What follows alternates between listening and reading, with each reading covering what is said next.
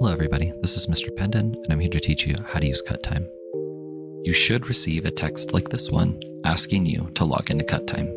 I'm going to click on the text message, and there will be a magic link that you can click on that will log you in to CutTime.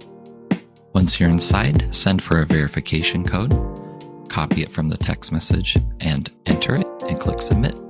I'm going to click on my first student, and now you can see the announcements and events here. I'm going to click on the announcements and you can see the most recent announcement that has been sent out, including the dates and the itineraries for when the next event is going to happen.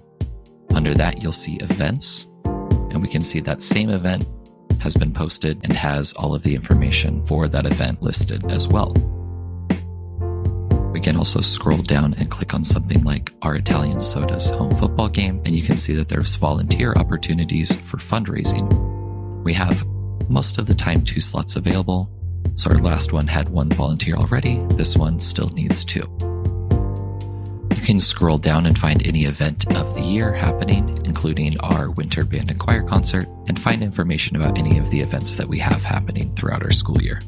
You will unfortunately have to scroll down quite a bit to get past all of the events for the year. Under Inventory Assignments, you can see if your student has an instrument checked out through the school, or a garment such as marching band uniforms, shoes, or concert black attire.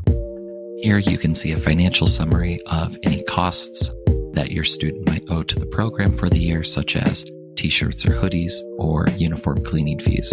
You can click on here and pay through CutTime for any of these fees, and that will be ran through Stripe. Right below that, you can see a transaction summary that has what those fees are and when they were put into date, and any information that you need on those under the costs section.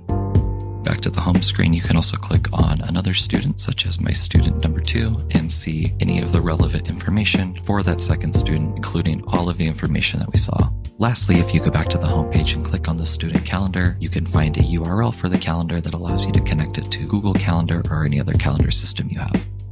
Lastly, this is not an app. There's nothing you need to download. All you need to do is get this magic link and you have everything set up. Thank you for watching this video, and feel free to contact me if you have any questions on how to use CutTime. Thank you.